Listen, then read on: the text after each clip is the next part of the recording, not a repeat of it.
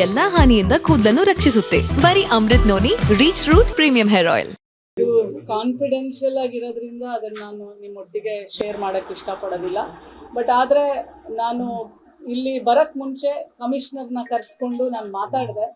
ಮತ್ತು DC ಜೊತೆ ಸಹ ನಾನು ಮಾತಾಡಿದ್ದೀನಿ. DC ಅವರು ಇವಾಗ ನನಗೆ ಬಂದು ಭೇಟಿ ಮಾಡ್ತಾರೆ.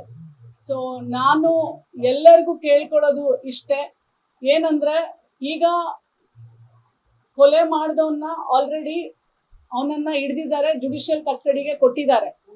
ಮತ್ತೆ ಎವಿಡೆನ್ಸಸ್ನೆಲ್ಲ ಕಲೆಕ್ಟ್ ಮಾಡ್ತಾ ಇದ್ದಾರೆ. ನಿಮ್ಮೆಲ್ರಿಗೂ ಗೊತ್ತಿರೋ ಹಾಗೆ ಎವಿಡೆನ್ಸಸ್ ಬಹಳ ಮುಖ್ಯ ನ್ಯಾಯಾಲಯಕ್ಕೆ.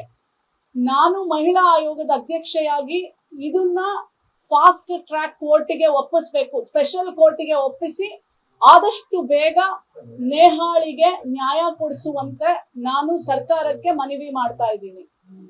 ಮತ್ತೆ ಎರಡನೆಯದೇನಂತಂದ್ರೆ, ಎಲ್ಲ DC ಅವ್ರಿಗೂ ನಾನೀಗ ಹೇಳಿದ್ದೀನಿ, ಎಲ್ಲ ಶಾಲಾ ಕಾಲೇಜುಗಳಲ್ಲಿ ಈ ತರ ಈಗ ರೀಸೆಂಟ್ ಆಗಿ ಮಂಗಳೂರಲ್ಲೂ ಸಹ ಕಾಲೇಜ್ ಒಳಗಡೆನೆ ಬಂದು ಆಸಿಡ್ ಹಾಕ್ದ ಅವನು.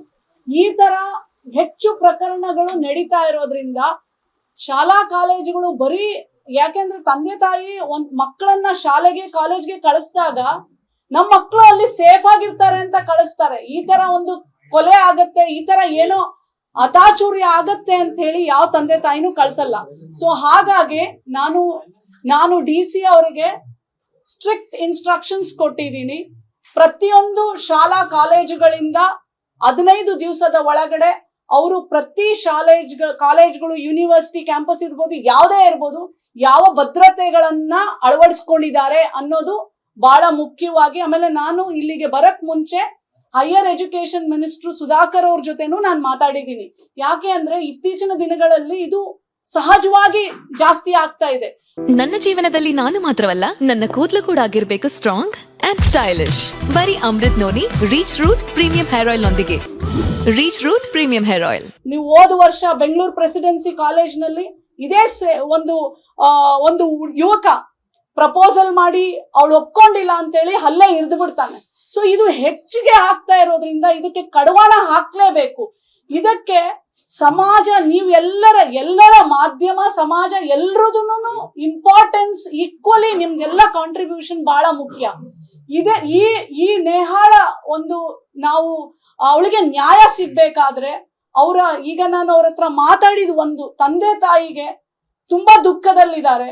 ಅವರು ತನ್ನ ಮಗಳನ್ನ ನೆನಪು ಮಾಡ್ಕೊಳಕ್ಕೂ ಆಗ್ತಾ ಇಲ್ಲ. ಬಹಳಷ್ಟು ಜನ ಇದೆಲ್ಲ ತೊಂದರೆ ಆಗ್ತಾ ಇದೆ ಅಂತ ಅವರು ಹೇಳ್ತಾ ಇದ್ದಾರೆ. ನೋಡಿ, ಇನ್ವೆಸ್ಟಿಗೇಷನ್ಸ್ ನಾನು ಕೇಳಿದಾಗ್ಲೂ ಅಷ್ಟೇ, ಯಾವಾಗ್ಲೂ ತಪ್ಪಿತಸ್ಥ ಒಬ್ಬನೇ ಇರಲ್ಲ.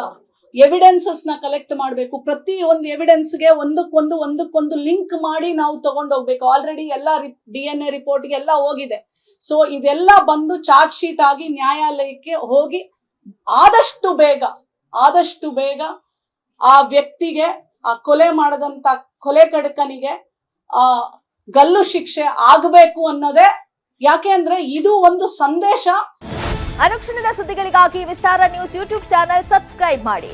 ಹೊಸ ಸುದ್ದಿಗಳ ನೋಟಿಫಿಕೇಶನ್ಗಾಗಿ ಬೆಲ್ ಐಕಾನ್ ಕ್ಲಿಕ್ ಮಾಡಿ. ಲೇಟೆಸ್ಟ್ ಅಪ್ಡೇಟ್ಸ್ಗಾಗಿ www.vistaranews.com ವೆಬ್ಸೈಟ್ಗೆ ವಿಸಿಟ್ ಮಾಡಿ. ಅಂಗೈಯಲ್ಲೇ ಜಗತ್ತಿನ ಸುದ್ದಿ ತಿಳಿಯಲು ವಿಸ್ತಾರ ನ್ಯೂಸ್ ಕನ್ನಡ ಆಪ್ ಡೌನ್ಲೋಡ್ ಮಾಡಿ.